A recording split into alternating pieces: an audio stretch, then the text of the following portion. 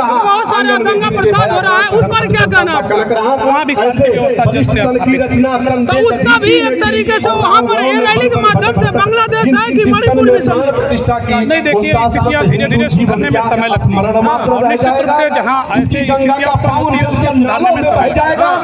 अरे जब हिंदुओं पर खतरा आएगा समय समय पर इसी तरीके से रैली की भव्यता देखने को मिलेगी।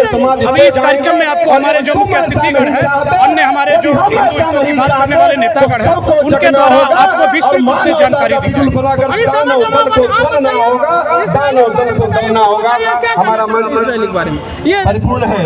आगे की रैली जो निकाली गई है, हिंदुओं पर जो अत्याचार हो रहा है, तो मणिपुर में भी बहुत सारे अत्याचार हो रहा है, तो किस तरीके से रैली प्रभावित करेगी? डॉक्टर जी हमारे बीच है। पूरे विश्व जगत का ये जो हिंदू पर अत्याचार हो रहा है बांग्लादेश में, जो इसका समन कैसे हो सकता है? हमारे भाई बहनों के ऊपर दुराचार घटना सामने आ रही है, इसके कारण ये रैली निकाली गई। सारे हिंदू समाज इकट्ठा होकर के डॉक्टर आदरणीय राजेश नारायण दास जी, हिंदू समाज इकट्ठा होकर बांग्लादेश हिंदुओं पर जो भी अत्याचार हो रहा है उसके खिलाफ विरोध प्रदर्शन करते हैं। जी, यहाँ पे हिंदू समाज इकट्ठित होकर के ये अपने हिंदू भाई बांग्लादेशी हिंदू भाइयों के रक्षा के लिए ये हम लोग संघर्ष समिति द्वारा ये प्रदर्शन किया जा रहा है। दुनिया के कितने देशों का अब तक सपोर्ट प्रदान है भारत को जो हिंदुओं पर अत्याचार हो रहा है? पूरे विश्व में जहाँ हिंदू भाई हमारे रहते हैं, जिस देश में रहते हैं, हर जगह पे हम लोग को समर्थन और सपोर्ट मिल रहा है। और आगे आपका जो ये रैली है, जिस विरोध प्रदर्शन हिंदुओं के खिलाफ जो विरोध मतलब जो भी अत्याचार हो रहा है, वो कब तक आगे किस दिन तक चलेगा? ये जब तक ये कुराचार और अपना हिंदुओं के ऊपर उत्पीड़न नहीं बंद करेंगे तब तक ये चलेगा। जब तक इस दुनिया के किसी भी देश में हिंदू पर कोई भी अत्याचार होगा, ये रैली ऐसे होती रहेगी।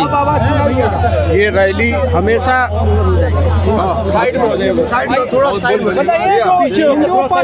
जैसे अत्याचार हो रहा है बांग्लादेश में, इस पर आपका क्या कहना है और रैली का क्या मकसद है? इस रैली का मकसद है कि यहाँ देश में, पूरे देश में बांग्लादेश के खिलाफ, सरकार के खिलाफ भारी आक्रोश है लोगों में, और हम इस प्रदर्शन के माध्यम से बांग्लादेश सरकार को चेतावनी देना चाहते हैं कि वहाँ तत्काल प्रभाव से हिंदुओं का उत्पीड़न बंद हो और हिंदुओं की रक्षा कर जाए, उनकी सुरक्षा का प्रबंध किया जाए। और सरकार से भी, केंद्र के सरकार से भी हम यह आग्रह करते हैं कि और जो बांग्लादेश सरकार उस पर कड़ा एक्शन नहीं लेती है तो सरकार वहाँ कठोर से कठोर उनके ऊपर कार्रवाई करे। भारत अभी दुनिया के कितने देशों का समर्थन प्राप्त कर चुका है? अब इसके बारे में तो बहुत नहीं है, लेकिन दुनिया में भारत एकलौता देश है जहाँ हिंदू बहुसंख्यक है, और पूरे दुनिया में जहाँ भी हिंदू है वह बांग्लादेश में हो रहे उत्पीड़न खिलाफ में आक्रोश में है, वहाँ की सरकार के खिलाफ। ये रैली का क्या मकसद है? तो ये रैली के माध्यम से जो बांग्लादेश में हिंदुओं पर अत्याचार हो रहा है, इसके विरोध प्रदर्शन निकली है ताकि सपोर्ट जुटाया जाए, तो इस पर आप क्या कहना चाहते हैं? इस पे यही हम कहना चाहेंगे कि भारत देश में जो लोग बहुत दिनों से गंगा जमुना तहजीब की जो चर्चा करते थे भारत में, आज बांग्लादेश में जो हिंदुओं के साथ बर्बरता हो रही है उसके लिए वो सारे लोग चुप हैं। उन सभी बंधुओं से आग्रह है कि अपने हिंदू समाज के लिए अगर बांग्लादेश में कोई बात हो रही है, कोई प्रताड़ना हो रही है, तो भारत के सभी हिंदू संगठनों को संगठित होकर के और सरकार पे दबाव बनाना चाहिए। जैसे पाकिस्तान में सर्जिकल स्ट्राइक हुआ, एयर स्ट्राइक हुआ, वैसे ही बांग्लादेश में भी अब सर्जिकल स्ट्राइक की आवश्यकता है। इसके लिए जो है कि हिंदू समाज जो है कि आज के दिन पूरे देश में जो है कि वो पूरा हिंदू समाज जगा हुआ है और यह उन बांग्लादेश के आतताइयों को बताने के लिए कि अब तुम्हारी खैर नहीं है, जैसे अगर हम तुम्हारे बाप पाकिस्तान को ठीक कर सकते हैं तो तुमको भी हम ठीक कर देंगे।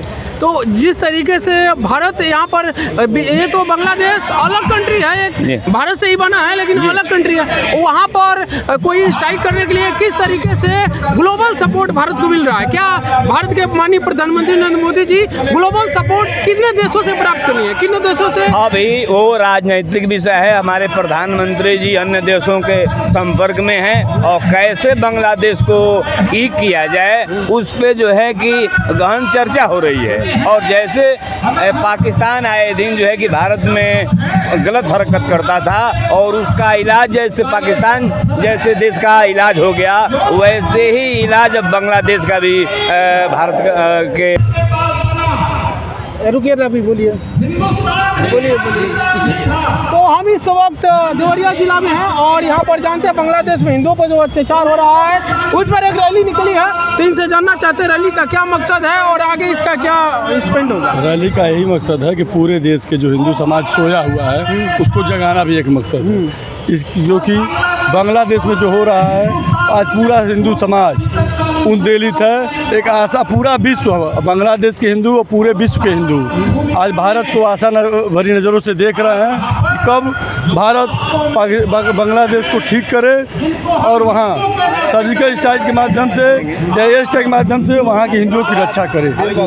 अरे हिंदुओं की रक्षा करने की जब बात आती है तो भारत सरकार से भी बहुत सारे लोग जो हिंदू संगठन है विश्व भर के जितने हिंदू हैं वो सोच रहे हैं भारत सरकार कुछ करेगी, तो इसके करने के लिए कुछ ग्लोबल सपोर्ट भारत को किस तरीके से पहुंच रहा है? क्या कोई बाहरी देश भारत को सपोर्ट कर रहा है या मान रहा है कि हाँ बांग्लादेश में हिंदुओं पर अत्याचार हो रहा है? माननीय मोदी जी इस देश के प्रधानमंत्री हैं, वो पूरे विश्व को इस मामले में एकजुट करने में लगे हुए हैं। शीघ्र ही आपको इसका रिजल्ट भी आपको मिलेगा। अभी अमेरिका में अभी जो चुनाव हुए हैं, अभी ट्रम्प जी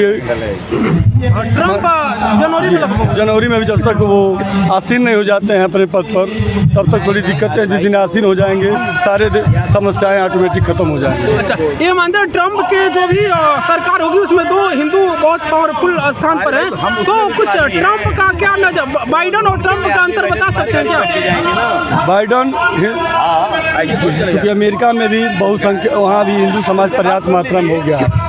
अभी इन्होंने हिंदू समाज को वो आगे करके देखिए ट्रम्प ने राष्ट्रपति पद पाया। बाइडन वो दूसरे व्यक्ति के विचार के व्यक्ति थे। अब हिंदू खतरे में होता है, हिंदू संगठन एक्टिव होते हैं उनके सपोर्ट में, तो अभी मणिपुर 3 मई 2023 से ही वहाँ दंगा हो रहा है, तो उस पर क्या कहना? मणिपुर दंगे में जो कानून वहाँ काम कर रहा है, सरकार वहाँ जो केंद्र सरकार है और लगातार वहाँ काम कर रही है जी। चूँकि मणिपुर के दंगे में विदेश प्रायोजित दंगा है, वहाँ बगल के जो हमारे देश पड़ोसी देश है उसके द्वारा ये प्रायोजित दंगा है, वहाँ भी दंगा ठीक हो जाएगा।